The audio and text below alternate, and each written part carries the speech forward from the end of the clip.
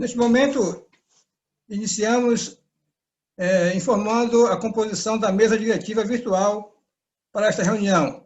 Antes, porém, de compor a mesa, vamos assistir a um vídeo sobre a nossa Fundação Rotária. O Rotary nunca deixou de enfrentar os desafios mais difíceis. Isso porque estamos comprometidos com um mundo melhor e mais justo. E este ano não está sendo exceção, com o agravante de ficarmos longe de pessoas e lugares que gostamos para mantê-los seguros. Apesar de tantos desafios, a sua generosidade não diminuiu. O Rotary recebeu mais de 7 milhões de dólares. Dinheiro esse que foi destinado a projetos de combate ao coronavírus e para ajudar inúmeras pessoas mundialmente. Graças a você, os moradores de Kigali, na Ruanda, têm agora sua primeira biblioteca pública. As mulheres na área rural da Costa Rica contribuem à prosperidade da região como empreendedoras sociais. E as crianças em situação de risco em Porto Rico utilizam a arte para superar seus traumas emocionais. O Rotary e seus parceiros reduziram em 99,9% os casos de pólio no mundo. Com a sua cooperação, a Fundação Rotária arrecadou 408 milhões de dólares no ano passado. Juntos nós podemos continuar fazendo bem no mundo. Doadores de ação criam mudanças duradouras. Nosso trabalho não seria possível sem você.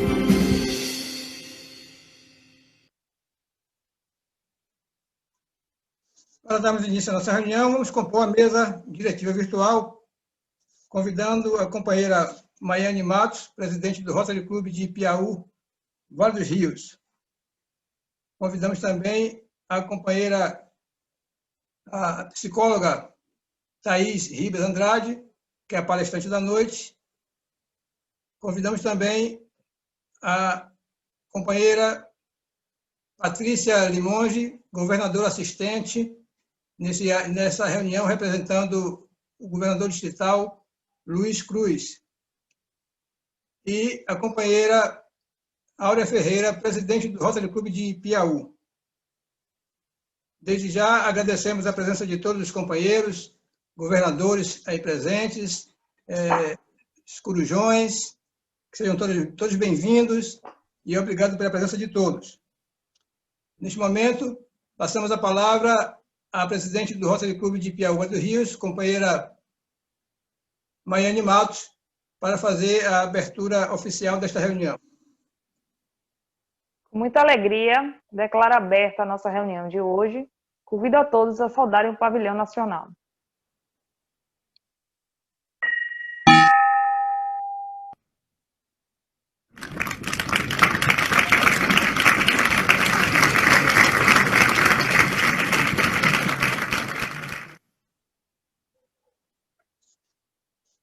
Solicito a companheira Rosimeire, do Rotary Club de Piauí, Vale dos Rios, que faça a leitura da oração rotária. Oração rotária. Senhor, iluminai-nos através do Rotary, unidos pelo ideal comum de servir e do companheirismo, no enobrecimento de vidas, na promoção do bem-estar social, no incentivo à melhoria da sociedade, para que assim possamos tornar mais útil a vida dos nossos semelhantes e que, em cada caminhada pela vida, tenhamos sempre um rumo de paz para prosseguir, uma verdade para ensinar e um ideal para transmitir. Assim seja. Muito obrigada, companheira Meire. Eu gostaria de explanar a respeito da minha satisfação, né, de estarmos realizando essa nossa primeira reunião no mês de setembro, com foco em palestras, né? Nosso objetivo é realizar palestra toda semana, com enfoques diferentes, né? Próxima semana já adianto que teremos uma nova reunião com assuntos importantes, né? Então, assim, gostaria de já de antemão agradecer a Thaís, né, a psicóloga, por ter aceitado de pronto o nosso convite, né? Desejo que a palestra dela seja excelente, como já tenho visto outros trabalhos dela, né? Então, eu convido a companheira Nilda, né, para apresentar a palestrante para vocês, apresentando o currículo dela. Companheira Nilda, por favor. Boa noite, companheiros e companheiras e visitantes. Eu vou fazer a leitura do resumo do currículo de Thaís Andrade. Thaís Ribas Andrade é natural de Piauí, Bahia, filha dos companheiros Nelson Andrade e Rita Ribas. tem uma filha graciosa, a pequena Bruna, que vocês tiveram a oportunidade de ver. Thaís é graduada em Psicologia pela Universidade do Salvador, a Unifax. Curso concluído no ano de 2010. Possui conhecimentos sobre organização empresarial, tendo colaborado na administração da empresa familiar, a ZVR Confecções. Bastante atuante na área de assistência social, tem realizado diversas palestras. Trabalhou em diversos municípios, no CRAS, Centros de Referência e Assistência Social, e no CREAS, Centro de Referência Especializado de Assistência Social. Thaís também tem participado em diversos projetos e eventos realizados pelo nosso Rotary.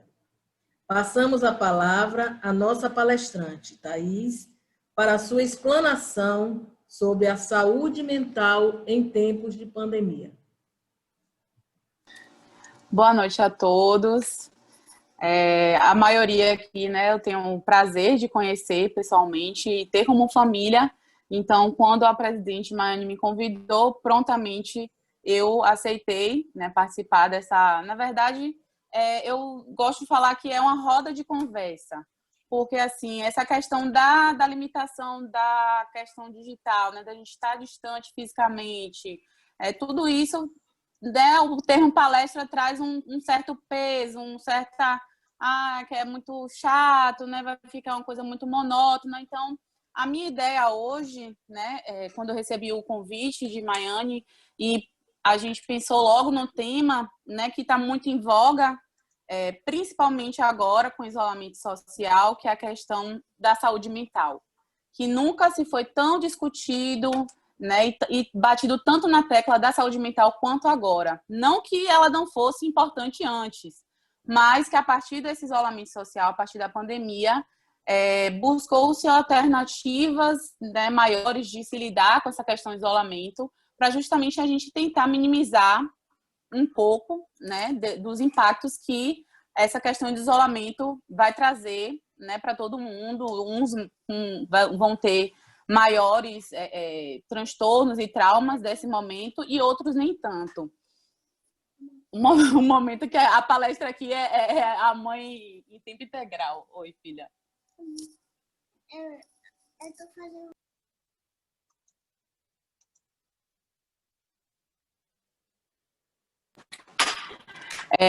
Então, na verdade, eu fiz um brainstorming, né, de tópicos que eu vejo como importante da gente estar discutindo aqui na reunião, principalmente em relação ao mês que a gente está passando agora, que é o mês de setembro, né? Para quem não sabe, existe uma campanha que já é bem difundida nacionalmente, a questão do Setembro Amarelo, né? Que é de combate ao suicídio, né?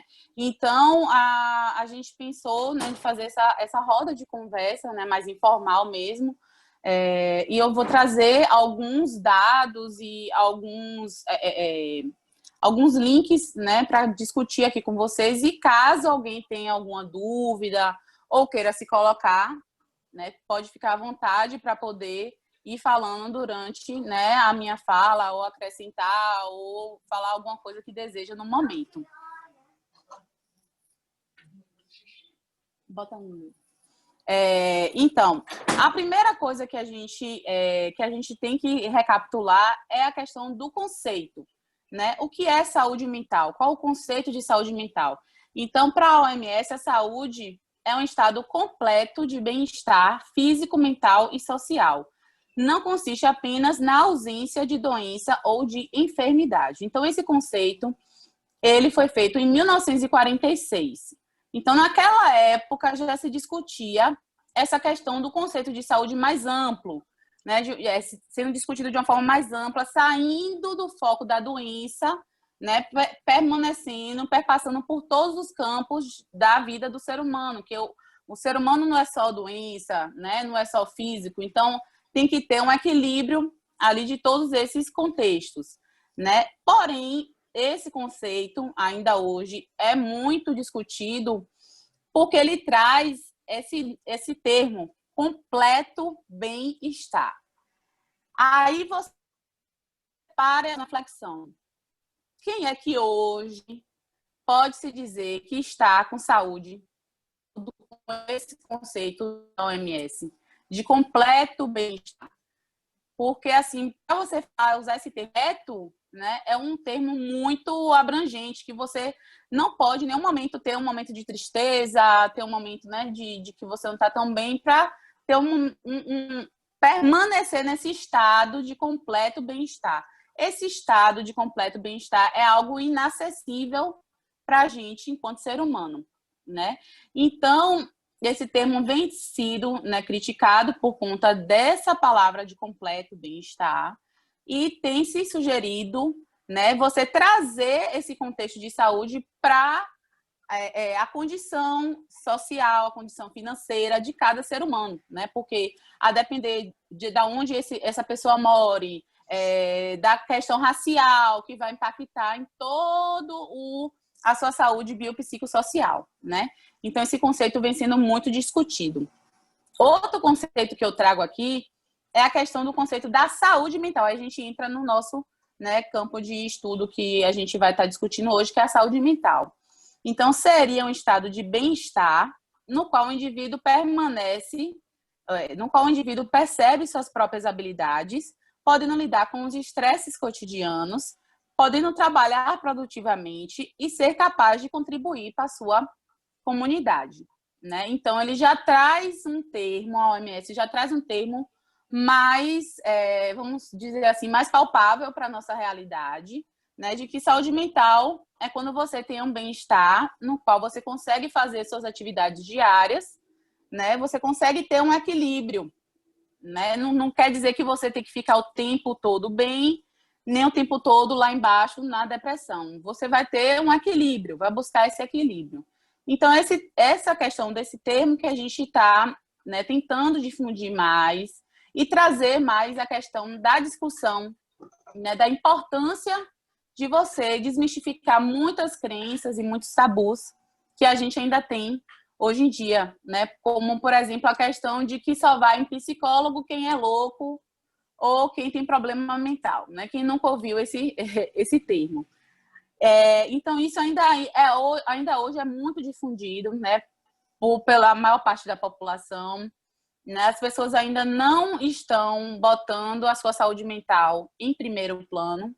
Muitas vezes ela bota a sua saúde financeira, a sua saúde física, né? Hoje a gente vê que mesmo com a questão da pandemia ainda tem muita gente aderindo, né, às atividades físicas, academias e crossfits, né? A gente não está aqui para julgar ninguém, mas assim, as pessoas botam, né, aquele padrão de corpo em primeiro lugar, em primeiro plano nas suas vidas, né? E aí fazem tudo para poder atingir aquele corpo ideal, e ao passo que esquecem, né, da sua saúde mental, de cuidar também da sua parte interna. Até agora está todo mundo acompanhando, tá tudo tranquilo? Beleza. Certo. Se alguém quiser se colocar também, pode interromper, pode acrescentar tranquilamente, viu? Então, como a gente está vivendo essa época do isolamento, né, a gente sabe que quanto mais uma comunidade ela passa por um estresse, né, condições de estresse muito altas, taxas de estresse muito altas, ela também vai tender a ter uma saúde mental menor, né? Então, a gente, com a saúde mental também em baixa, a gente vai tender a ter o quê? Um maior número de suicídios, né? Como foi dito no começo pelo nosso governador. Realmente, os números de suicídio, né, aumentaram bastante durante essa época. E muito se fala também, né?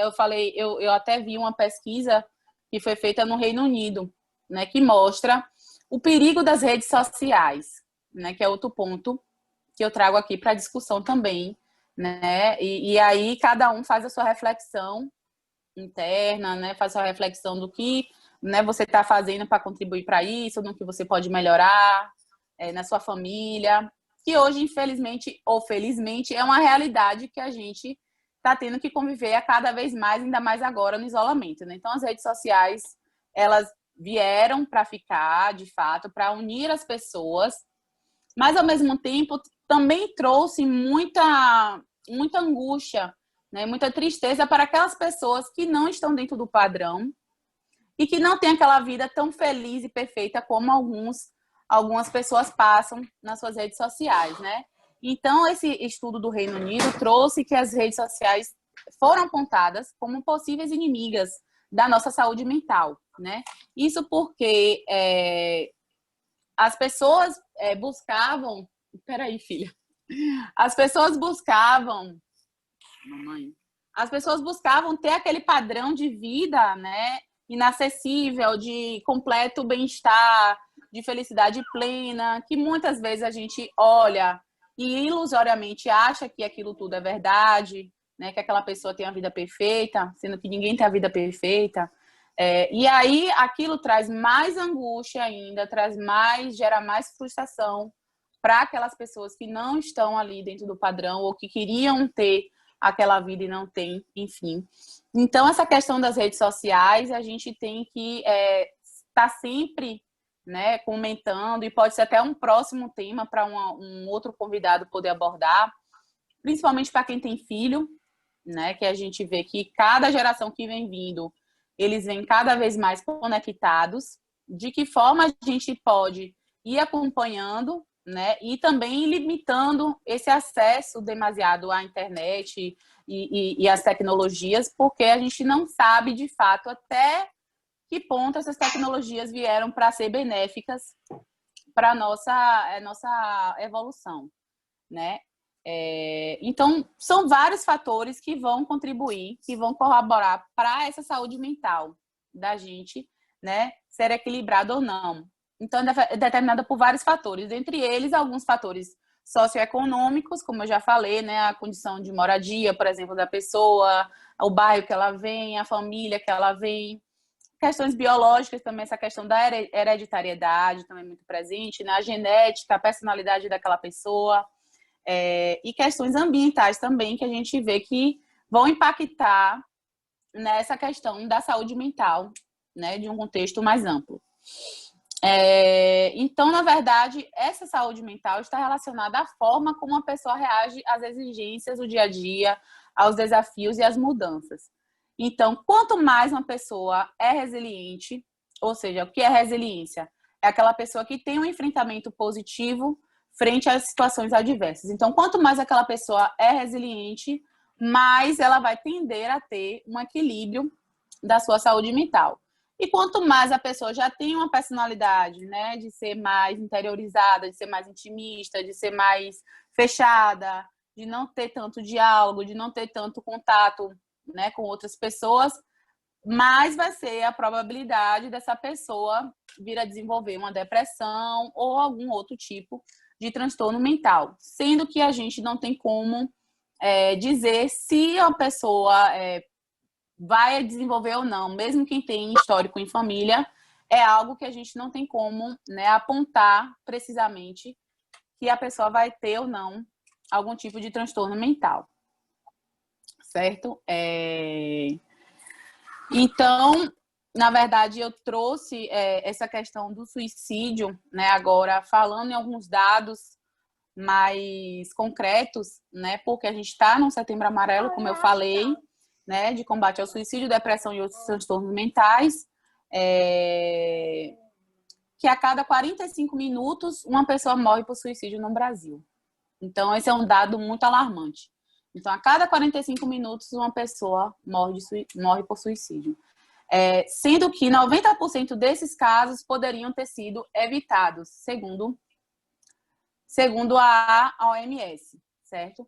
Então, o que é que isso traz de reflexão para a gente? Né? Na verdade, traz a questão de você dialogar mais, né? De você conversar mais com seu filho, com seu pai, com sua mãe, com sua tia, com sua prima, com seu amigo, com sua amiga, enfim, com quem você tem, né, esse contato.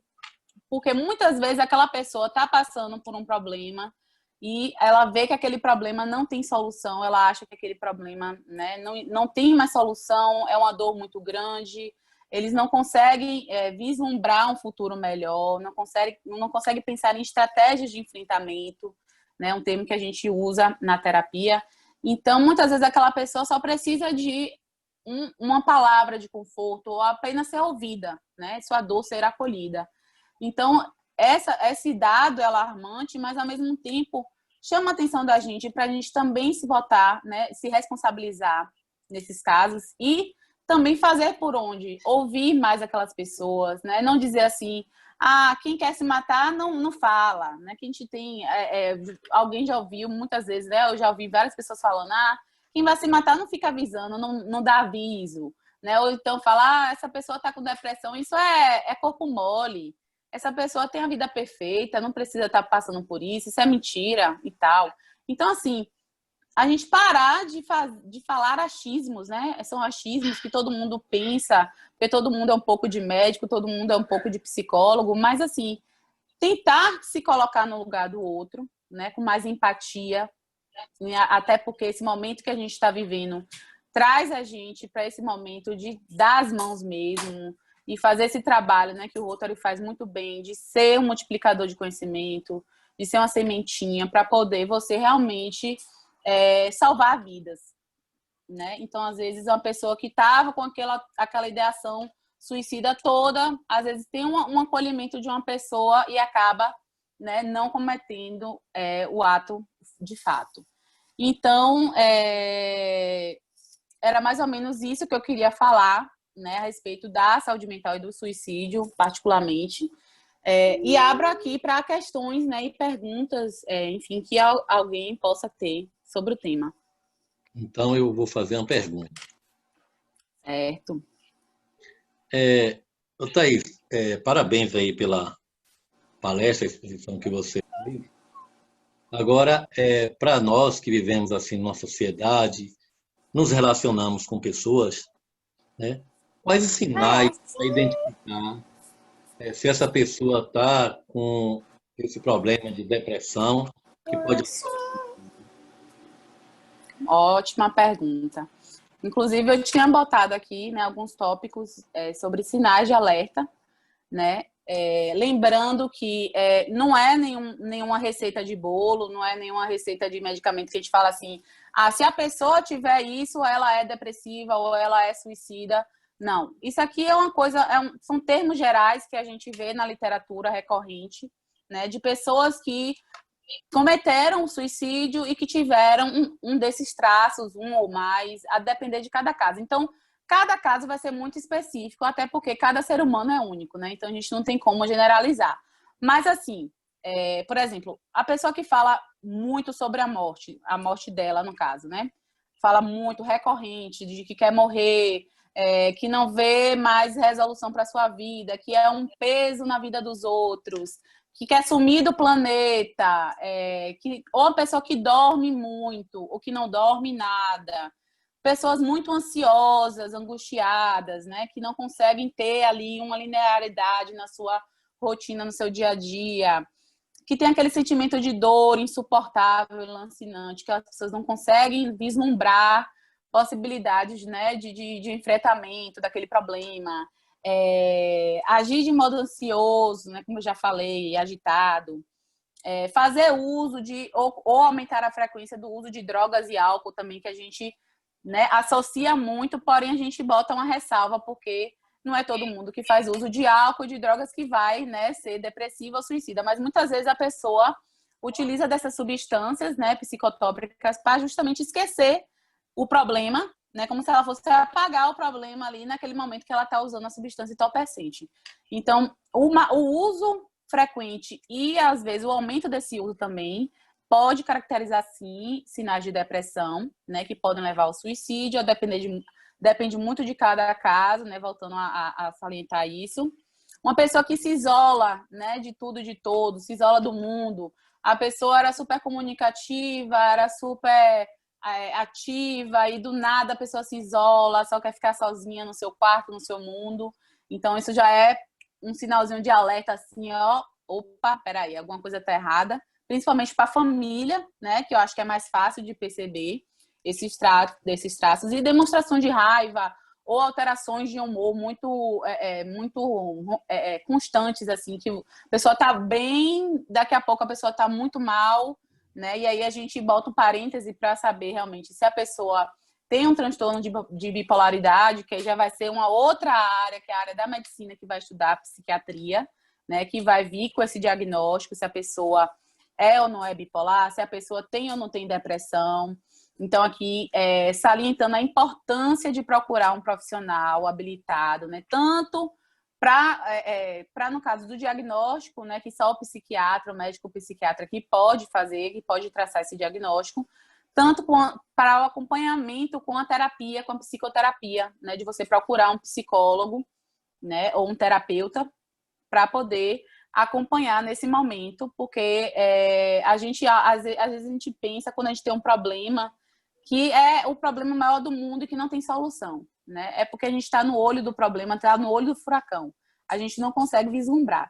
Então, com a ajuda desses profissionais, né, com a ajuda de uma equipe, muitas vezes multidisciplinar, principalmente com o apoio da família, e aí a gente vem com a ressalva da importância da família nesse processo, a gente consegue obter sucesso na maioria dos casos, né? Quando é feita essas questões, né? Quando quando você vê esses alertas, né? Quando você consegue ver esses alertas e consegue agir rápido.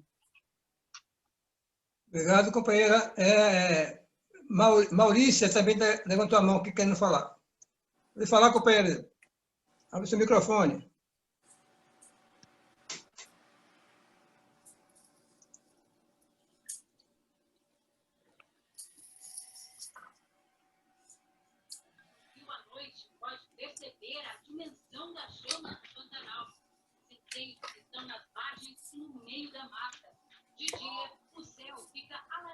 Maurícia? Não estou conseguindo entrar.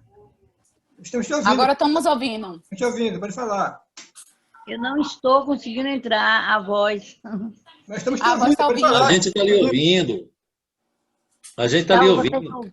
Vocês estão ouvindo? Estamos. Estamos. Ah, tá bom então. Boa noite. É porque eu cheguei de viagem agora. Boa noite. Aí eu gostei muito da palestra.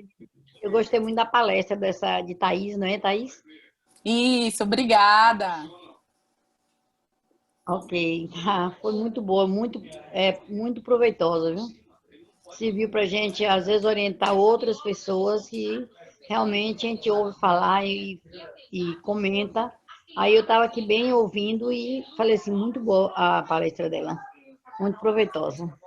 Obrigada, Maurício. Então, na verdade, esse era o Ok. meu intuito, né? Maior, de que realmente a gente comece a disseminar mais essa cultura do diálogo, né? Que eu acho que é uma coisa que falta muito nas famílias, né? De hoje em dia e nos jovens, principalmente, né? Que é uma parcela que é mais acometida pelo suicídio, né? São jovens de até 28 anos. Justamente essa questão do diálogo, né? Porque muitas vezes o diálogo ele pode salvar uma vida, como a gente vê tantos casos, né? A gente vê que esses 90% dos casos de suicídio poderiam ter sido evitados. Então, assim, suicídio hoje é a terceira causa de morte, está à frente de acidente de trânsito, de um bocado de coisa que mata muito. E que pode ser resolvido com uma coisa tão simples que é você ouvir, né? Ouvir o outro, acolher o sofrimento do outro, né? Acolher o outro ali e simplesmente dar uma palavra de conforto, encaminhar muitas vezes aquela pessoa, a pessoa muitas vezes não sabe, ou tá assim tão, né, num problema que não consegue pensar em procurar a ajuda de um psiquiatra, de um psicólogo. Então, o que fazer nesses casos, né? Que vocês podem também vir a ter essa pergunta. É justamente não deixar aquela pessoa sozinha, né? Procurar sempre ter alguém ali do lado daquela pessoa ou perto, né? Procurar ajuda de especialistas para poder encaminhar essa pessoa que está precisando de acompanhamento, está precisando, né, desse acolhimento inicial. Muitas vezes ligar também para o 188, que é o Centro de Valorização da Vida, que você pode ligar e vão ter profissionais ali para poder lhe direcionar, para saber o que fazer nesses casos, né? Muitas vezes tirar objetos cortantes, objetos perigosos de perto dessa pessoa, né, para que ela não utilize esses instrumentos, né, para poder tirar sua própria vida, e tá sempre ali para ouvir, né, mesmo que aquela pessoa tenha a dizer. Eu acho que esse é o maior ato que a gente pode fazer para salvar uma vida e que é tão simples, né? Não nos custa nada fazer isso. Obrigado, Thaís. Companheiro Davi. Boa noite a todos. Primeiramente, parabenizar a Thaís. Bela exposição, sucinta, objetiva, clara. Muito obrigado pelo que você falou. E na palavra dela, eu fiquei aqui até contactando o que nós estamos fazendo aqui no Rio de Janeiro. Eu tenho a preocupação, estou fazendo isso diuturnamente, ligando no mínimo para 2 companheiros que não estão indo às reuniões, não estão frequentando. A receptividade que eu tenho tido, olha, hoje chorei com 2 companheiros. As pessoas se sentem felizes, a gente se sente feliz. Realmente, eu acho que nós temos que trocar essa sinergia, porque é muito positiva, não só para quem está dando, mas para quem recebe também. Então, realmente, vamos tentar disseminar isso aí, que é muito importante essa troca de energia positiva com os companheiros. Muito obrigado, Thaís, mais uma vez, parabéns. Você foi brilhante. Obrigado. Isso mesmo.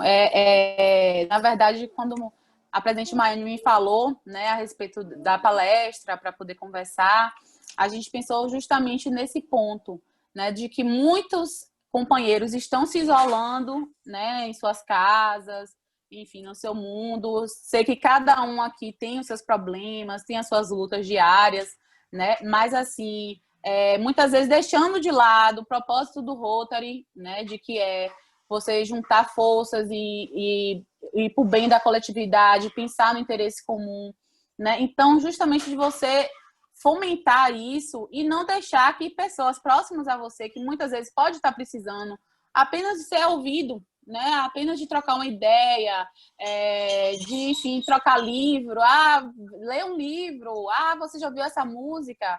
Ouça essa música, enfim, são coisas simples, banais do dia a dia, mas que muitas vezes pode fazer a diferença na vida daquela pessoa ali que está, muitas vezes, no isolamento social mais rígido, né, por ser grupos de risco, por ser da área de saúde, enfim, tem muita gente que ainda está no isolamento mais rígido, com medo realmente, né, da morte, com medo de morrer por conta do vírus, né? A gente não pode tirar esse fator vírus dos nossos dias atuais, que realmente ainda está muito forte, né?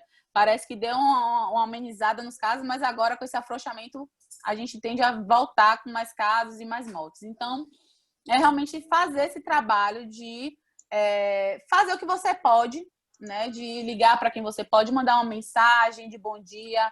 Eu tenho recebido muitas mensagens de bom dia de amigas, de pessoas até muito distantes que eu não falava há muito tempo, com frases motivacionais, com vídeos motivacionais. Então, assim, a gente perpetuar essa questão do pensamento positivo, né? Aí é uma crença minha, não é nada científico, nem nada, mas assim, eu acho, né? Eu tenho essa convicção de que quando a gente multiplica o pensamento positivo, a gente traz resultados positivos para a nossa vida e para aquela vida das pessoas que estão ao nosso redor. Então, se você leva problema, porque eu estou sem dinheiro, porque meu namorado me deixou, porque eu perdi meu emprego, e fica naquela coisa, né, daquela vida, céus, e só reclamando, então meio que o universo vai te devolver negatividade. Então, é você realmente procurar ser cada vez mais resiliente, né? E tentar fazer o que você pode dentro das suas limitações, ao seu alcance. Outra coisa que eu queria falar aqui, que muita gente me pergunta, o que fazer na pandemia para poder manter uma saúde mental em dia. Eu não gosto de passar nenhuma receita, até porque eu não tenho receita pronta, como eu falei. Você tem que fazer o que você gosta, o que lhe deixa, né, bem no momento, porque muita gente fala, tem que ler um livro, tem que fazer exercício regular todos os dias, tem que beber 3 litros de água, tem que comer saudável todos os dias. Mas no dia que você não conseguir fazer tudo isso, tudo bem também, não é tempo de se cobrar, de se autocobrar demais, né? De botar metas inalcançáveis, de chegar no corpo do verão e tá, sabe, super sarada. se você faz parte desse grupo, né, de que é atleta, de que malha e tal, ótimo para você. Se lhe traz, né, bem-estar, se lhe traz coisas boas, ótimo, continue. Mas para aquelas pessoas que não são tão atléticas, que, né, são um pouco sedentárias, não precisa se forçar a fazer atividade física todos os dias. A gente sabe que a atividade física é muito importante, mas, assim, vamos ponderar, né? Cada um é um universo muito particular. Então, você tem que buscar fazer atividades, coisas que lhe dão prazer, que lhe deem prazer e que lhe tirem um pouco desse momento de incerteza, de angústia que o isolamento social traz. Então, faça uma reflexão. Se você gosta de ouvir música, tire um tempinho do dia para ouvir música. Se você gosta de passear enfim, com sua máscara, né, pelo parque, vá passear, vá dar sua caminhada pelo parque com sua máscara. Se você gosta de assistir filme, vá assistir filme. Enfim, faça o que lhe dá prazer e que lhe traga uma qualidade de vida melhor dentro das suas limitações, dentro do possível. Obrigado, companheira. Companheiro Celso pediu a palavra de novo. Pode ir. Eu prometo que vai ser minha última intervenção. Não tem problema não. Porque eu sou do movimento sindical e a gente fica observando a situação dos trabalhadores que estão na linha de frente da pandemia. E para eles é muito desgastante e triste ver o trabalho que eles estão fazendo, o esforço que eles vêm fazendo e a população não corresponde. Veja que há aglomerações e esse final de semana aí realmente é decepcionante. Então, assim, Thaís, eu ouço falar muito na síndrome de Burnet, que está relacionado ao trabalho, né? Então, essas pessoas, por exemplo, bancários, né? A gente vê aí o número de bancários nas agências foi reduzido em função do grupo de risco, né? E eu, que sou bancário também, seu pai também foi bancário, né, Nelson? E a gente vê o nível de estresse que esses colegas têm, porque eles estão convivendo ali com as pessoas que vêm de vários lugares, não sabem se está contaminado ou não. E, além disso, como o número está reduzido, eles vivem sobre uma pressão muito grande, principalmente os colegas da Caixa Econômica, com esse pagamento do auxílio emergencial. E os trabalhadores da saúde, enfermeiros, técnicos, segurança, médicos, que muitos têm sido contaminados também, né? Você poderia falar um pouco sobre essa questão da síndrome de Burnet, que afeta aí os trabalhadores? Acho que todo mundo aqui conhece alguém nessas áreas, né, que pode estar sofrendo com esse problema. Obrigado aí, desculpa pela segunda intervenção. Nada. Como eu falei, né, eu gosto de usar esse termo roda de conversa, porque a gente, na verdade, está disseminando conhecimento. Então, à medida que você traz essa questão, você já traz novos conhecimentos para uma pessoa que talvez aqui nunca tivesse ouvido falar da síndrome, né, para a pessoa poder se inteirar e realmente saber o que está, né, se passando nesses contextos. Então, na verdade, em relação aos profissionais da área de saúde, né, da linha de frente da Covid, então, realmente, é um grupo bem específico que está sobre forte estresse, né, principalmente em relação à questão da saúde da doença, né, então, estresse ocupacional, porque tem a relação com a sua profissão, né, então, é um grupo que está realmente ali na zona mesmo de impacto, né, e que está sofrendo bastante, muito mais do que qualquer um daqui de nós, né, as consequências desse vírus. Então, muitos estão perdendo suas vidas, muitos estão perdendo familiares próximos, porque aqui mesmo em Jiquié eu tenho uma amiga que ela é enfermeira, né, da linha de frente da Covid, e assim, pelo seu salário não ser um salário muito alto, ela não teve condições de sair logo de início da casa, né, da mãe, para poder, tipo assim, não levar o vírus até a família, né? Então, no começo ela não teve essa condição de sair de casa, que muitos não têm, né? E muitos aqui em Jiqué estão se juntando, estão morando 10 pessoas num apartamento pequeno para poder livrar seus familiares, seus entes queridos do vírus. E aí, o que aconteceu? A mãe dessa minha amiga acabou, né, se infectando e vindo a falecer, porque ela era grupo de risco.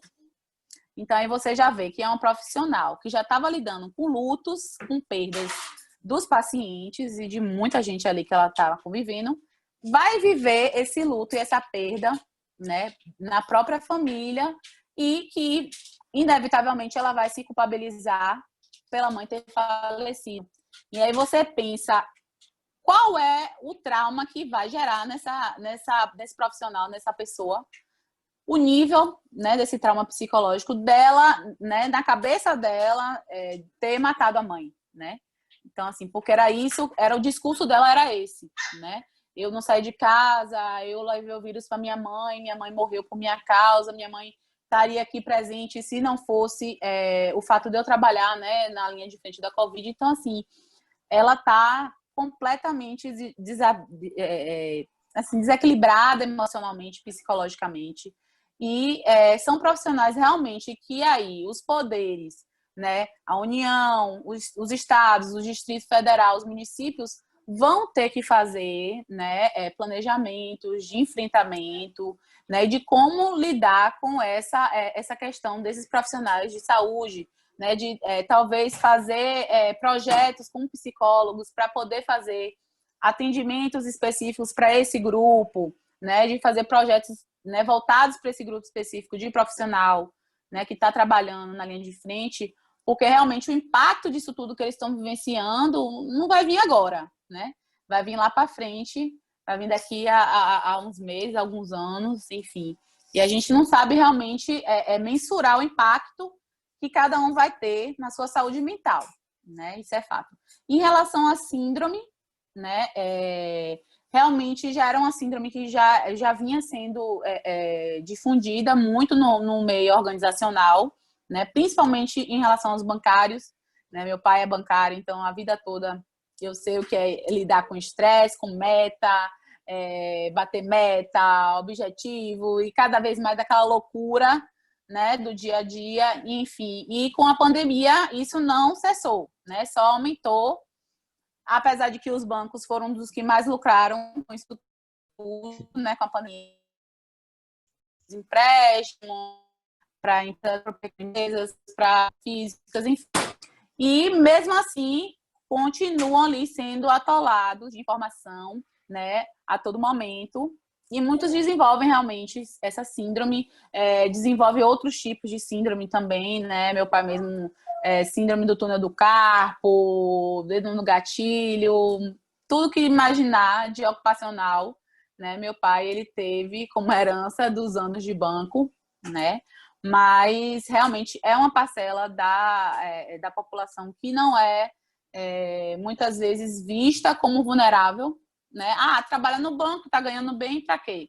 Né? Então, assim, não tem-se um trabalho voltado para essa parcela da população ativa, né, do nosso país, que realmente deveria se ter um projeto multidisciplinar, entrar com fisioterapeutas para fazer, né, os exercícios, né, para não desenvolver essas síndromes, né, de esforço repetitivo, psicólogos, terapeutas ocupacionais, enfim.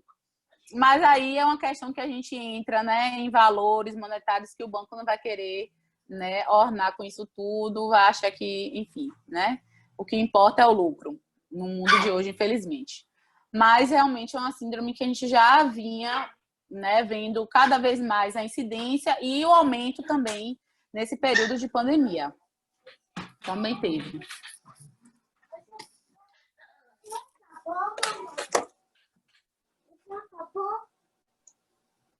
Mais alguém? Alguém quer fazer alguma pergunta para a Thaís? Não. Eu gostaria, companheiro. Pode falar, presidente. Thaís, nós sabemos, né, da necessidade de todos nós, né, do acompanhamento psicológico, mas também sabemos da recusa de algumas pessoas em aceitar tal tratamento. Eu gostaria de saber de você se, por exemplo, tem na minha família uma pessoa que necessita do tratamento, eu reconheço que essa pessoa necessita, já essa pessoa ela não reconhece.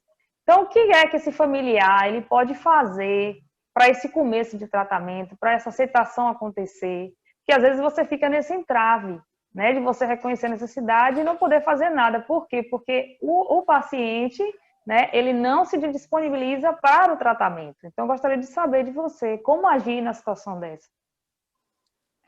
Então, na verdade, a gente vê isso acontecendo muito, né, muito recorrente.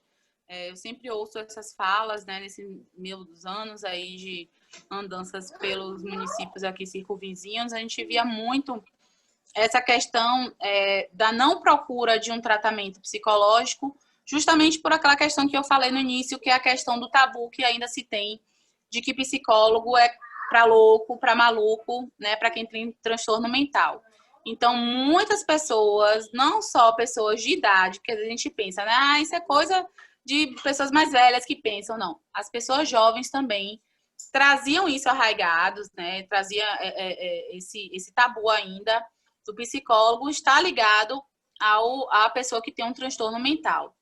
Então, na verdade, o que eu diria é que, assim, muitas vezes essa pessoa que precisa do acompanhamento psicológico, ela está ainda na fase da negação, né? Então, ela vai buscar todo tipo de argumento, de que não precisa, de que é uma fase, de que ela consegue sozinha, enfim, vai trazer uma série de argumentos para dizer que não precisa de acompanhamento psicológico, que é besteira, que é um dinheiro que vai ser jogado no lixo, né? Um dinheiro que você poderia investir em outra coisa. Eu já cansei de ouvir isso até de pessoas próximas, né? Uma amiga minha que tem uma filha da idade de Bruna, que na época do desfraude ela estava dando, né, mostrando alguns sinais de que teria prováveis traumas, né, no futuro. E eu indiquei a ela, né, que ela procurasse uma profissional para poder lidar com aquele momento, né, de desfraude, que é um momento de estresse, enfim. E ela foi super resistente a não procurar, sabe? O pai da menina falou que pagaria as consultas, então, assim, ela não iria onerar com o dinheiro dela. Mesmo assim, ela se manteve resistente, porque, na verdade, o problema todo do desfraude era a relação dela com a filha, né? Um estresse muito grande dela, a cobrança excessiva dela de que a menina saísse logo, né, das fraldas. Então, na verdade, quem precisava, né, de um acompanhamento era ela. Só que, para não falar isso, né, para a gente usar o eufemismo, né, falar assim, não, ela fazer o acompanhamento, porque a gente sabe que criança vai passar, o pai e a mãe vai passar pela psicóloga, né, porque a gente precisa ter esse acompanhamento com o pai e com a mãe para saber, de fato, o que está passando com a criança. Então, as pessoas que estão nessa fase de negação, é muito difícil, realmente, de você conseguir, né, ter argumentos, ter um poder de persuasão para poder a pessoa procurar ajuda. Então, é ter calma mesmo, paciência para ir dialogando, né? Tentar ser o menos impactante possível, que às vezes a gente fala assim, porque você precisa, porque não dá mais, porque você está muito desequilibrada, e começa a vomitar tudo na pessoa, e a pessoa ali, ao invés de ter o enfrentamento que a gente queria, que é procurar um psicólogo, ela pode ter um enfrentamento pior, né? Pode continuar ainda pior nessa fase da negação. Então, justamente conversando, né, mostrando por A mais B que todo mundo hoje precisa de psicólogo, né? Às vezes passa uma reportagem na televisão, tá vendo a importância da terapia, do acompanhamento psicológico, olha, estão falando sobre saúde mental, tipo assim, chamando a atenção da pessoa para que ela, né, indiretamente, vamos dizer, não é nada forçado, ela comece a ouvir sobre aquilo, para poder ela ir internalizando de que ela precisa de acompanhamento, né, de que ela precisa fazer esse processo terapêutico e de que lá, aí sim, ela e o psicólogo vai poder conduzir esse processo melhor e muitas vezes ir desmistificando todos esses tabus, todas essas resistências que a gente cria e que muitas vezes a gente já traz, né, no nosso inconsciente coletivo, a gente já traz de toda uma sociedade que discrimina realmente, né, e que não conversava sobre saúde mental, né, e de que era questão de vocês tirar o louco, né, a gente vê a reforma psiquiátrica aqui do Brasil como foi, então existia, você tirava as pessoas da rua, os loucos, né, os chamados loucos, para poder higienizar ali a rua e jogavam nos manicômios. Então a gente tem muito isso na nossa sociedade, esse ranço, né, de você ir jogando para debaixo do tapete, de você ir levando com a barriga, e ali as coisas vão aumentando, né? Então, a gente ir conversando mesmo, de fato, dialogando com a mais calma, né, possível, um tom mais baixo, mostrando, né, tipo assim, não direto, não ser incisiva, mas assim, uma hora ou outra, e aí mostrando por A mais B que o acompanhamento psicológico que todo mundo precisa e que só vai fazer bem, né, para a vida dela. Ok. A companheira Patrícia estava querendo falar. Tá aí, Patrícia? Quando começou a pandemia e o consequente afastamento social, os rotarianos receberam um grande impacto, né? Porque todos os clubes, de um modo geral, se reúnem regularmente para trocar ideias e ver de que maneira vai ajudar a comunidade. E aí, quando veio esse afastamento social, como é que vai fazer para se reunir? Né? Imaginava-se que ia ser um desânimo total no Rotary, que o Rotary ia parar de agir, porque desse afastamento que tirava esse vínculo do bate-papo, de trocar ideias, que é importante para a gente. Mas, graças a Deus, que surgiu essas ferramentas de videoconferência e os clubes se adaptaram rapidamente, buscaram rapidamente conhecer essas ferramentas e a gente vem utilizando. Embora que alguns clubes e alguns companheiros ainda criam uma certa resistência em usar essas tecnologias. Eu particularmente, tenho incentivado bastante que os clubes mantenham regulares suas reuniões, mesmo virtuais, porque é importante manter esse contato, mesmo na telinha você está se vendo ali, está brincando, trocando ideia, se distraindo, isso é importante para a saúde mental, né? E a gente percebeu que isso não abalou o Rotary. Pelo contrário, o Rotary está aí cada vez mais atuante, tem clubes que estão mais atuantes do que antes da pandemia, porque a empatia florou mais, esse espírito solidário ampliou, e os clubes procuraram a buscar, de alguma forma, a contribuir com a comunidade, a comprar material de higiene, máscaras e tudo isso, ajudando não só a comunidade, mas as próprias instituições também de saúde. E foi um trabalho intenso no mundo todo, né? Foram milhões de dólares que foram disponibilizados pelo Rotary Internacional para projetos para o combate à pandemia, e isso veio realmente manter esse fogo solidário do Rotary aceso, né? E aí a gente tem sempre dito, eu tenho dito bastante aos clubes, que não deixem ninguém para trás, como você falou. Tem aquelas pessoas que, por serem mais velhas ou não dominarem bastante as tecnologias, esses aplicativos, que às vezes ficam, então, buscando desculpas ou para não utilizar, mas a gente tem insistido que entre em contato com as famílias. Se está todo mundo em casa, sempre tem alguém mais novo, tem um filho, tem um neto que sabe mexer no celular e que oriente para que a gente não deixe ninguém para trás. Esse é um momento que ninguém deve ser esquecido, ninguém deve ser deixado para trás. A gente tem que estar buscando esse contato constante, ou por telefone, ou através das reuniões, com essas ferramentas de videoconferência. Mas é importante que as pessoas não sintam que estão esquecidos, não sintam que estão isolados, não sintam que o Rotary esqueceu de mim, os meus companheiros esqueceram de mim. É importante esse contato constante para que a gente mantenha aceso esse espírito rotário que nós conhecemos tão bem. E o que você acha, Thaís, dessa nova forma de comunicação, de contato, que para mim não vai acabar mesmo depois da pandemia? Então, assim, para mim, que eu já tinha um contato maior com esse tipo de tecnologia, meio que se tornou até mais presente no meu dia a dia, né? Algo que eu já fazia, porque eu tenho amigas que moram até fora do país, primas, familiares que moram também fora do país, então a gente sempre teve esse método de comunicação, via vídeo, via áudio, enfim.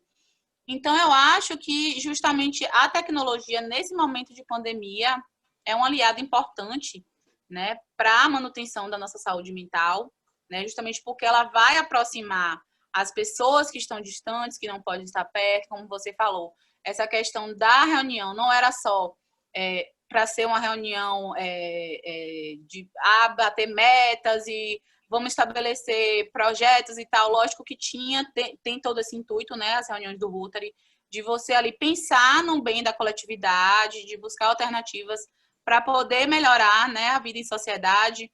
Porém, era um momento também de troca, né, que você estava ali no contato interpessoal com seus companheiros, e era um momento depois de confraternizar com os cafezinhos, né, que cada um levava uma semana, era bolo, era suco. Então, assim, a gente perdeu isso tudo, né, na pandemia e no isolamento social. Porém, né, a questão da tecnologia vem justamente para poder tentar minimizar o impacto, né, desse afastamento abrupto. Todo mundo teve que, da noite para o dia, parecia um filme de terror, né? A gente acordou morando num mundo totalmente diferente, onde a gente não podia sair de casa, onde a gente não podia falar com as pessoas que a gente tinha contato sempre.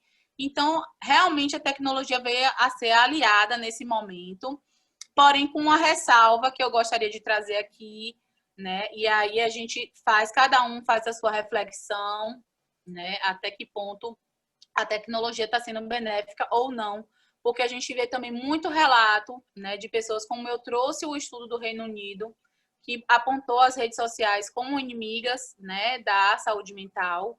A gente vê que muita gente ficou ainda mais conectada, né, ficou quase 100% conectado o dia inteiro ali, vendo a postagem de outras pessoas, de artistas, de influenciadores, que agora é o que a gente vê muito em voga, né?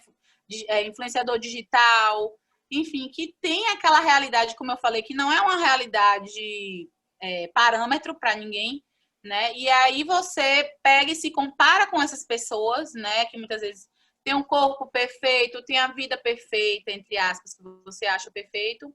E aí você se compara e muitas vezes você se frustra porque você não está nesse parâmetro, você não está dentro desse padrão, e aí você gera uma ansiedade, gera uma tristeza ainda maior. Então, assim, é você saber usar com sabedoria a tecnologia para ser sua aliada, para ser, né, uma aliada da sua saúde mental nesses tempos de isolamento social, né? É ter essa sabedoria mesmo de saber que nem tudo que está na rede social é verdade, nem tudo é perfeito, nem tudo são flores, como às vezes as pessoas gostam de passar, de vender essa imagem de perfeição, né? Que todo mundo tem problema, todo mundo tem defeito, pode ser a pessoa que você acha que é mais perfeita do mundo, mas tá realmente a pessoa, só quem sabe o que se passa consigo é você mesmo, né? Então, é tentar não ficar se comparando, né? Como eu falei, não tentar ficar se exigindo muito nesse período de ter uma vida saudável, 100% saudável, de ser fitness, como a gente fala, né, o tempo todo,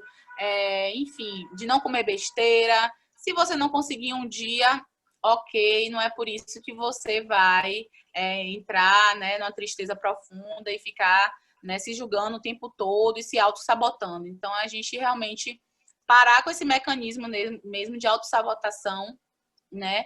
E de ficar realmente se comparando com os outros, que a gente não vai ter nenhum benefício com isso. Mas sim, as tecnologias foram nossas aliadas e estão sendo nossas aliadas, né? E provavelmente vieram para ficar, ainda mais para a gente, a parte da população que mora no interior. A gente não tinha tanto uso, né, das tecnologias, até para os nossos negócios. Então, a gente teve que se adaptar a essa nova realidade. A gente traz as empresas também, né? As micro, pequenas empresas também, que tiveram que aderir a esse mundo virtual para poder continuar ali, né, com suas vendas, né, para poder ter seus lucros, enfim. Mas aí cada um faz a sua reflexão e vê, né, até que ponto você está usando, ou seus filhos ou seus familiares estão usando a tecnologia para o bem, né, para ser um aliado.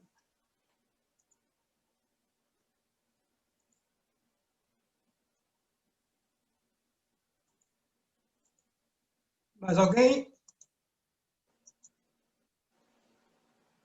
Cleverson, pode falar. Abre o microfone. Boa noite, Thaís. Boa noite. Muito propícia a sua participação. Uma pergunta justamente da pandemia. Aqui em São Antônio de Jesus, a gente tem observado como se diz, pessoal relutando em usar a máscara. Então, olham sempre para a gente que está usando a máscara como se vissem pessoas bestas, né? Então, passam por nós sem a máscara ou com a máscara no queixo. O que isso representa, talvez, na cabeça dessas pessoas? que eu já tive vontade de perguntar por que você não está usando a máscara? O que é que pode estar se passando na mente dessa pessoa? Então, na verdade, esse comportamento é meio que um comportamento que a gente já traz do jeitinho brasileiro, né? Que a gente conhece bastante, que é sempre de dar um jeitinho, de dar uma fugida, de não fazer a coisa como tem que ser, 100%, né? Pra quê? Tanto rigor, né? Então, assim, vai depender muito aí de como você teve sua criação, né? De como foi suas vivências e suas experiências realmente, de como foi a sua educação também, né? Isso eu vejo, né, que tem muito a ver com a educação, né? Que tipo de educação você teve, se foi uma educação crítica, inclusiva, que você, né, sempre discutiu sobre várias coisas, que você sempre teve, né, essa questão de se importar com o outro, essa questão da empatia também, porque aí o uso da máscara não é só você, né? É principalmente o outro. Então, se você não usa máscara porque você não quer, porque sufoca, enfim, mas e o outro, né, que você vai ter contato, né? Você não pensa no outro. Então, aí vai muito para uma vivência, né, de como foi construída, né, toda essa questão, essas bases vivenciais dessa pessoa, né, durante toda a sua vida, que vieram a corroborar para que essa pessoa hoje tivesse esse comportamento que a gente vê que não é um comportamento isolado, é o comportamento de uma grande maioria, né, de uma massa que acha que a máscara é um item ali desnecessário, né?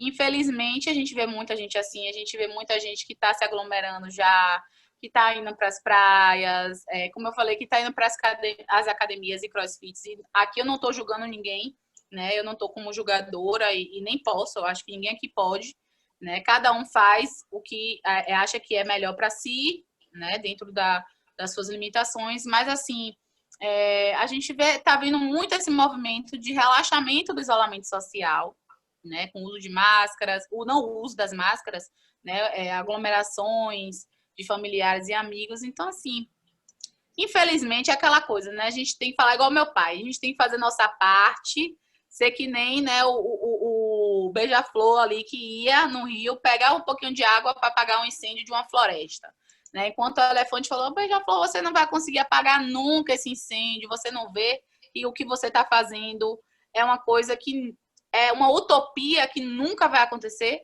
Aí o beija-flor pega e fala, mas eu estou fazendo a minha parte. Então, eu acho assim que a gente tem que ser igual ao beija-flor realmente, né? A gente tem que fazer cada um o que acha que é melhor para si, para os outros também, pensar no outro, né? No coletivo. E, enfim, essas pessoas que não estão fazendo uso, não estão aderindo ao uso da máscara, eu simplesmente só posso lamentar, né? Porque a gente está vendo estudos científicos ali mostrando a eficiência da máscara, né?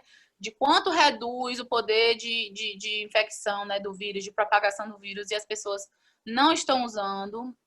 E assim, não é um item caro como poderia ser, né? Tipo, R$50 uma máscara, não. Tem máscara de 3, de 2, de R$5. Então, todo mundo teria condições de comprar, mas realmente aí você vai pela questão individual mesmo. Aquela pessoa, o que é que aquela pessoa bota em primeiro plano na vida dela? Né? Então, muitas vezes a pessoa não bota o coletivo em primeiro plano, né? Ela bota a si em primeiro lugar e, enfim, esquece do coletivo. Aí, realmente, é uma reflexão que cada um tem que se fazer. Mais alguém?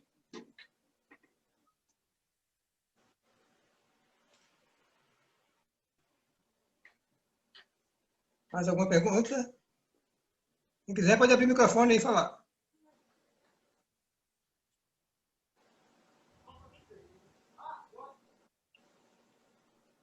Thaís, o pessoal tem perguntado muito com relação à criação. E eu vejo, sempre comento aqui, até com minha mãe, a questão de um elogio ou uma crítica feita a uma criança. No que isso pode impactar na vida dela. Muitas vezes a pessoa acha que é bobagem, mas a gente vê muita criança ou tímida, ou temerosa, ou raivosa. E muitas vezes foi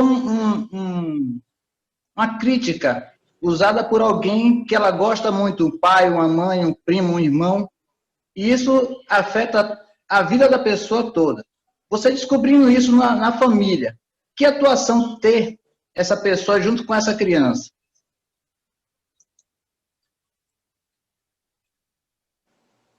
Então, na verdade, assim, essa sua pergunta é muito importante, muito relevante, né? Principalmente para as mães, né, que estão aqui me ouvindo, ou que tem uma filha que vai ter um filho, ou que tem filhos, ou que tem amigas que têm filhos, enfim. Eu passo por essa questão da maternidade, né, e sempre foi uma coisa que eu sempre quis muito para mim, mas realmente esse impacto das relações familiares, dos vínculos afetivos que vão ser criados ali durante a infância e adolescência, eles vão impactar de forma absoluta no comportamento futuro dessa criança, quando essa criança for um adulto, né, for um cidadão realmente. Então, muito dos traumas e de coisas que a gente traz enquanto adulto, a gente teve tudo a ver lá na nossa infância, né? De que forma nossas limitações foram lidadas pelos nossos pais, né? De que forma eles acolhiam nossas limitações, nossas frustrações, de que forma, né, eles conversavam com a gente, não existia essa questão de diálogo, né? Criança, antes era uma questão era como se fosse um robozinho ali que só existia para brincar, né? Não existia esse pensamento crítico da criança, como hoje a gente tem visto, né? Essa questão da educação, né? E de você ter uma educação voltada para a família, porque a escola ela não pode ser responsabilizada sozinha pela educação de uma criança, né, que a gente via muito isso acontecendo antes, a escola era responsável única e exclusivamente pela educação daquela criança. Então, assim, não é, né? A família é a base primordial de todo ser humano, então é onde ela vai realmente criar esses laços afetivos, aonde ela vai ter todas essas lembranças, né, e esses arquétipos que vão ficar no seu inconsciente, no seu subconsciente, e que vão influenciar, com certeza, e aí eu te digo com certeza, no seu comportamento futuro. Então, por exemplo, uma criança que o pai e a mãe não tinha tanta paciência para lidar, né, com uma frustração dela, e que batia, e que gritava, né, e que botava de castigo, essas pessoas se tornaram adultos, a maioria, né, se tornam adultos ansiosos, se tornam adultos que não têm autoestima, né? A nossa autoestima é muito relacionada à forma que a gente teve, né? Essa ligação com nossos pais, né? Esses vínculos. Então, assim, são pessoas que não têm autoestima, né? Pessoas ansiosas, pessoas que não têm ali um direcionamento. Então, é muito importante a gente empoderar, né, as crianças. E aí eu venho com a fala de uma mãe, de uma menina, que a gente tem que empoderar, sim, as nossas filhas, né, que elas são maravilhosas, que elas são lindas, que elas são inteligentes, né, sempre elogiar, sempre quando fizer algo que é, né, dito correto, você elogiar, né, não trocar favores ou brinquedos ou chocolates pelo comportamento da criança, né? Isso não é aceitável, pelo menos no meu ponto de vista, no ramo da psicologia que eu atuo, a gente não compactua com essa questão da super nani, né? De você condicionar a criança a fazer um comportamento positivo, dando um brinquedo, dando algo que a criança quer, porque ela vai internalizar que no futuro, o que ela quiser, né, conquistar, alguém vai ter que dar para ela para poder ter essa troca, sendo que não, a criança tem que ter esse mecanismo de conquista sozinha, de construção do seu pensamento crítico. Então, tudo isso a gente tem que pensar nesse momento, que muitas vezes aquele choro, aquela birra que a criança, né, traz para os pais, né, na verdade um pedido de socorro para poder realmente o pai ou a mãe olhar mais para aquela criança, né, realmente trazer mais para si aquela criação da criança, ter mais responsabilidade afetiva, que eu acho que é o que está faltando muito, né, nas famílias de hoje, você ter essa responsabilidade afetiva, de que você é sim o responsável pelaquela criança, por aquele ser humano que vai vir e vai ser um futuro cidadão. Ok. Mais alguém? Não tiver mais perguntas, a gente dá continuidade à nossa reunião.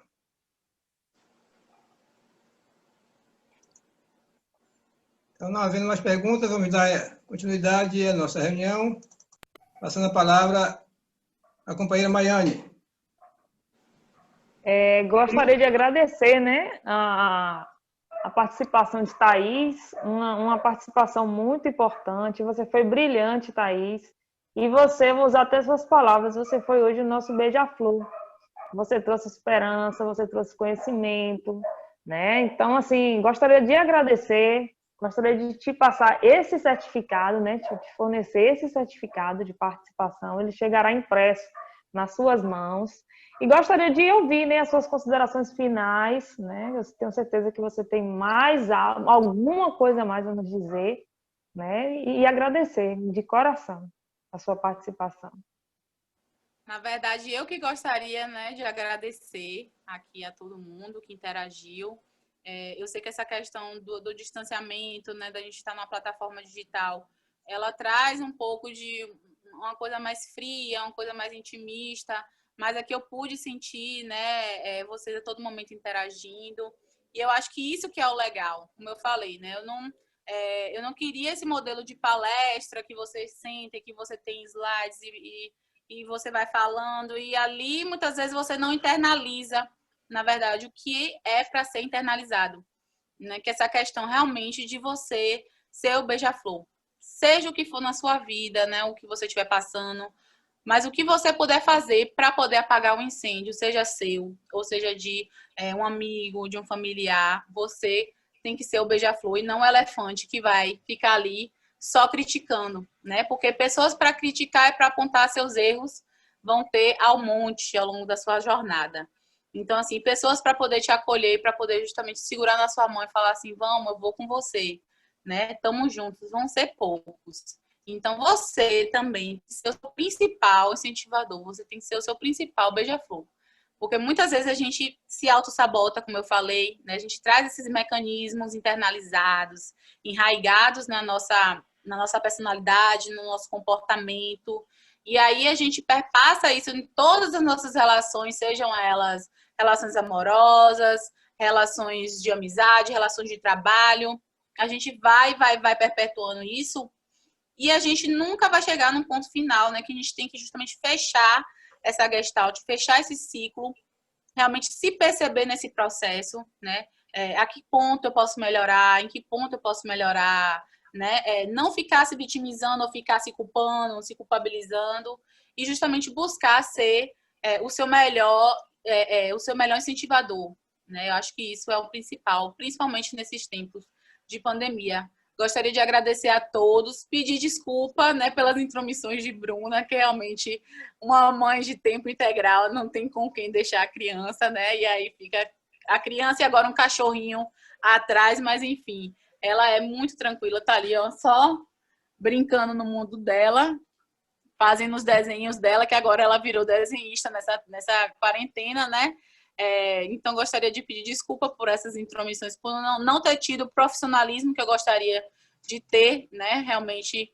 Mas, enfim, é o que a gente pode fazer para poder justamente ter essa palavra, né, ter esse aconchego de realmente, né, a gente ver que não é o fim do mundo como a gente pensou que era no começo, né? E tudo tem um jeito, para tudo tem uma saída, às vezes até mais de uma, né? Várias possibilidades. Então, gostaria de deixar meu abraço, né? E estamos aqui para o que vocês precisarem, né? E tiver ao meu alcance, eu posso, com certeza, sempre ajudar o Rotary, porque, como eu disse, é uma segunda família que eu tenho muito apreço, né? Por conta de meu pai, de minha mãe. Já fui para várias reuniões, fazia coisas de minha mãe na época, né? Que ela não sabia ainda, ela não é desse mundo digital. Então, assim, sempre estive presente e sempre vou estar, porque realmente a gente vê a diferença que vocês fazem no mundo, né? Com tantos projetos que já foram feitos, tantos, né? Aqueles ônibus que iam fazer atendimentos da população, né, mais carente, que realmente precisava daqueles cuidados médicos, odontológicos. Então, não foi uma nem duas vezes, foram vários. Então, realmente é uma família que eu abraço de coração e que vou estar sempre aberta para ajudar no que for possível. Valeu, Thaís. Obrigado aí e parabéns pela belíssima palestra, ou bate-papo, como você chamou. Presidente, para as suas considerações finais. Gostaria de agradecer mais uma vez, né, a participação de Thaís. Agradecer aos companheiros, vários companheiros. Eu estou muito feliz em ver pessoas. Estou vendo aqui Dene, que é a nossa coordenadora lá da ADA, seu Antônio, que é um senhor que participa de nossas reuniões, nosso companheiro, e várias outras pessoas. Eu não vou citar mais para não pecar e esquecer alguém. Assim, gostaria de dizer também que, como eu disse lá no começo da reunião, teremos outros momentos importantes, porque acredito eu que esse momento ficará marcado para sempre. Essa reunião foi muito importante, né?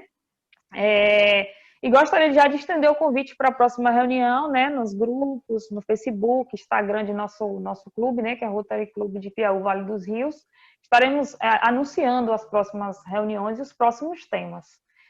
Gostaria de convidar todos, né? Encerrar a reunião, convidando a todos a rodar o Pavilhão Nacional.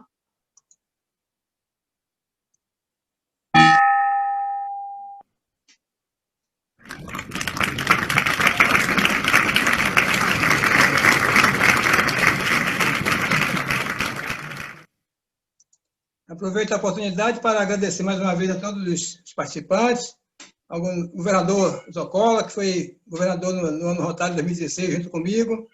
Obrigado pela presença, Bertolucci, Davi, e demais corujões, Érica, e todos que estão aí presentes aí. Obrigado pelo prestígio de estarem compartilhando o Rotary com a gente. Muito obrigado, governador. O prazer foi todo meu. Ótima reunião. Parabéns. Nós é que agradecemos ter tido uma menina falando tão bem aí para nós. Muito obrigado. Nós que agradecemos também. E já fica o convite aí para sair. Eu que agradeço a excelente reunião. Obrigado, Érica. Sair daqui a gente ir para o Corujão discutir DQA, né? Que é um assunto aí que está a bola da vez, né? Discutir como desenvolver nossos clubes. Então, todos estão convidados. E para encerrar a nossa reunião, vamos aí ouvir o hino do Rotary. Estaremos juntos lá.